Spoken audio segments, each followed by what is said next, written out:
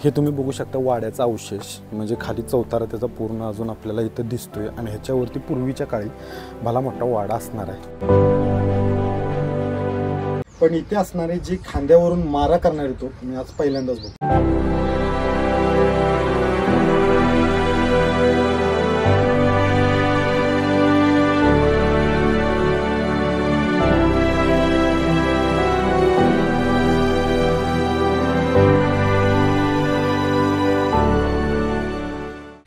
किल्ल्याच्या सुरुवातीला आपल्याला हे चुन्याचं घाणं दिसतंय, पुढे जात दिसतंय बघा, आणि काही अशा प्रमाणात हे बांधलेलं अजूनही दिसतं। किल्ल्याच्या बरोबर बाहेर पहिल्यांदा हे बघायचं आणि आपण आत प्रवेश करायचा। मित्रांनो, तर आता आपण पोचलोय या किल्ल्यापाशी। तुम्ही माझ्या पाठीमागे बघू शकता हा किल्ला तर मसवडपासून साधारण 10 किलोमीटर अंतरावर सोलापूर जिल्ह्यामध्ये हा पिलीव किल्ला। तुम्ही पाठीमागे बघू शकता हा भुईकोट किल्ला आहे, आतमध्ये वस्ती आहे वाटतं। तर आता ती बघायचं आहे, किल्ल्यावर काय काय फिरण्यासारखं जागा आहे, तिथे काय काय पाहायला मिळते, इथली माहिती मिळाली तर ती पण माहिती आपण घ्यायची आहे। तर किल्ल्यामध्ये जाऊया आणि त्या किल्ल्याचा इतिहास जाणून घेऊया। तर मित्रांनो, कंटिन्यू राहा व्हिडिओसोबत। आता आपण आतमध्ये जाऊ आणि त्या किल्ल्याची माहिती घेऊ। तर किल्ल्यामध्ये आपण प्रवेश करणार आहे, पण त्या अगोदर आपल्याला इथे तुम्ही बघू शकता ही भिंत तटबंदी आपल्याला इथे दिसते आणि बुरुज माझ्या पाठीमागे तो बुरुज बघू शकता अजूनही चांगल्या भक्कम स्थितीमध्ये आपल्याला इथे दिसतोय। साधारण एकंदरीत तिथला परिसर पाहता ही एक गडी असावी हा करेक्ट माझा अंदाज होता। आता आत जाऊया आपण आणि आतला परिसर पाहूया।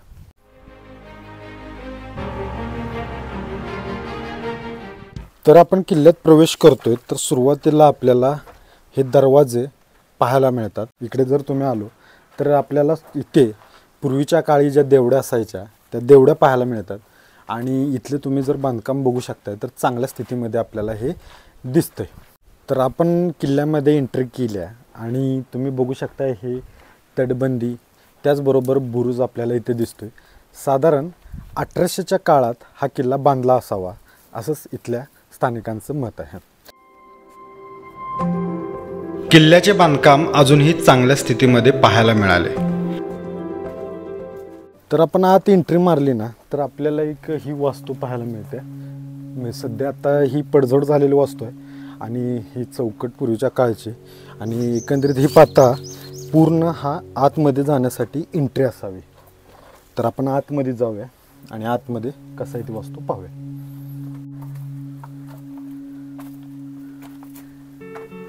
तर ही बघू शकता आतमध्ये एंट्री मारलं तर ही पूर्ण अशी पडझड झालेली आपल्याला ही वास्तू पाहायला मिळते आणि इकडे जर बघितलं तुम्हाला तर हा इथं वाड्याचं काही अवशेष आपल्याला इथे दिसते, पण ते आता पूर्ण नामशेष झाले। थोड्याफार प्रमाणात इथं अवशेष आपल्याला इथे पाहायला मिळते।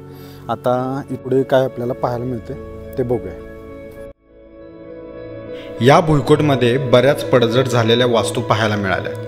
त्याशिवाय आतमध्ये काही घरे होती, ही त्यांच्या वंशजाची घरे आहेत अशी माहिती मिळाली। किल्ल्यामध्ये प्रवेश केल्यावर प्रत्येक गोष्टीची माहिती घेऊ लागलो। पूर्वीच्या काळी कसा हा किल्ला असावा, कशा या वास्तू असाव्या असा एक अंदाज बांधू लागलो। हा भुईकोट साधारण 1.5 एकरात वसलेला आहे। याला गडी म्हणण्यापेक्षा भक्कम भुईकोट म्हणायला काय हरकत नाही। तर आपण आत फिरतोयच।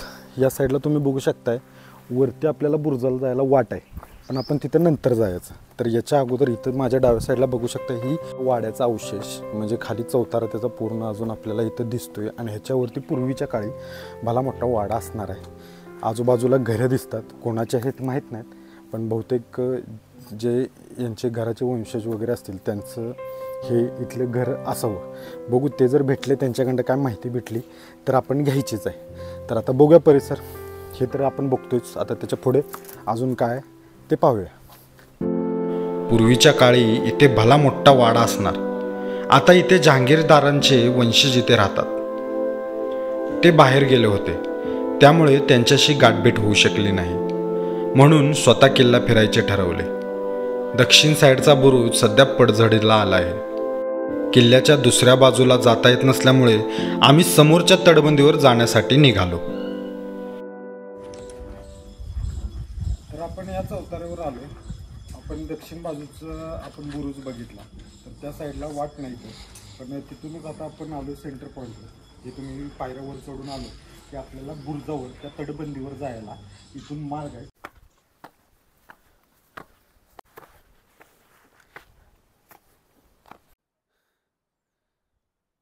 तर मित्रांनो, आता आपण पोचलोय वरती टॉपवर आणि माझ्या पाठीमागे बघू शकता हा भगवा ध्वज डौलाने फडकतोय आणि ह्या आजूबाजूचा परिसर तुम्ही बघू शकता. आणि महत्त्वाचं इथं जे बघायला भेटतं, ही तोप, ही हातात धरून उचलायची जी तोप असते, या तोप आपल्याला इथं पाहायला मिळते. त्याशिवाय आता वरचा परिसर तुम्हाला दाखवायचा प्रयत्न असेल माझा. ह्या तुम्ही बघू शकता ही तटबंदी अजूनही चांगल्या स्थितीमध्ये.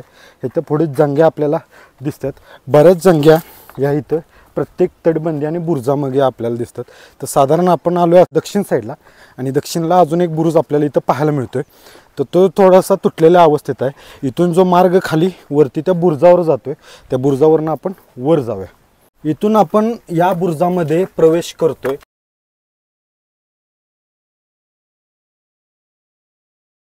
तर असा एकंदरीत हा इथला भाग आपल्याला दिसू शकतोय. ड्रोनच्या साहाय्याने किल्ल्याचा आजूबाजूचा घेरा परिसर पाहण्याचा प्रयत्न केला. किल्ल्याला अजूनही चांगले भक्कम बुरुज पाहायला मिळाले.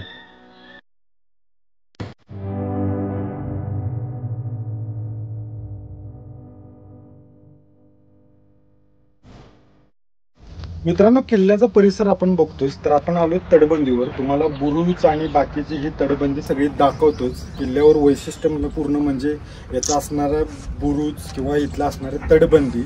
दुसरी एक गोष्ट म्हणजे इथे असणारी ही लहान तोफ अजूनही चांगल्या स्थितीमध्ये आपल्याला दिसते. म्हणजे महाराष्ट्रात मी बरेच गड किल्ले फिरतो, बरेच तोफा बघितल्यात, अगदी म्हणजे मोठमोठ्या तोफा बघितल्यात, लहान तोफा बघितल्यात, वेगवेगळ्या आकाराची तोफ बघितली. पण इथे असणारी जी खांद्यावरून मारा करणारी तोफ मी आज पहिल्यांदाच बघतो. ही तोफ तुम्ही बघू शकताय या किल्ल्यावर आपल्याला इथे दिसते. तर दुसरी गोष्ट म्हणजे तुम्ही ह्या किल्ल्यावर बघू शकताय जांग्या आणि काही तोफांसाठी झरोके जे असतात ते आपल्याला दिसतात.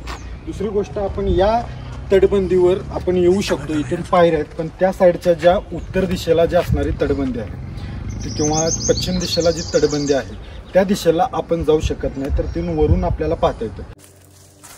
तटबंदी व बुरुज पाहून मूळ वाटेवरून थोडे पुढे गेल्यावर डाव्या बाजूने खाली उतरलो. पण मित्रांनो, असं कधी कधी अडचणीच्या ठिकाणी जाताना कायम काळजी घ्या, कारण खाली तटबंदीतून जाताना आभीच्या डोक्याला जबर मार बसला. पण नशीब बलवत तर थोडंसं खरचटलं, त्यामुळे कधीही आडवाटेने जात असताना तुम्ही काळजी घेत जावा.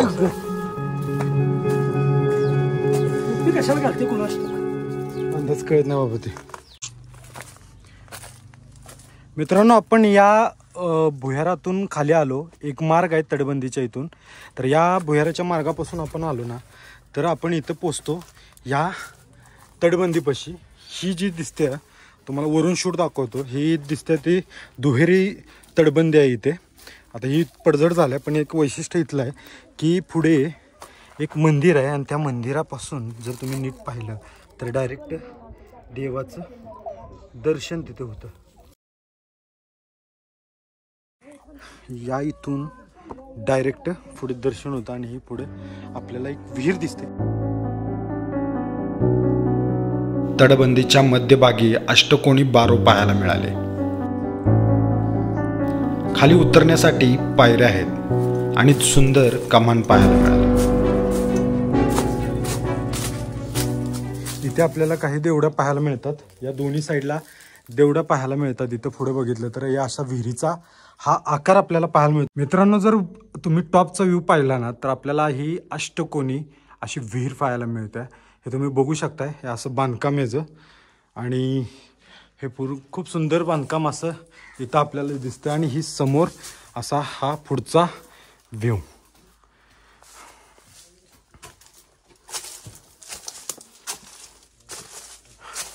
असं छान पद्धतीने अशी विहीर बांधण्यात आलं. पण आता सध्या पडझडी आणि झाडी वाढल्यामुळे हे आपल्याला अशा पद्धतीने ही दिसते विहीर।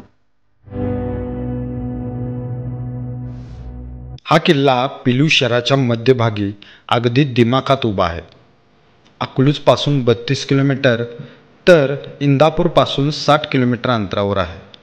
अजून एक आडवाटेवरचा सोलापूर जिल्ह्यातील माळशिरस तालुक्यात येणारा हा किल्ला माझ्या कॅमेऱ्यात कैद झाला।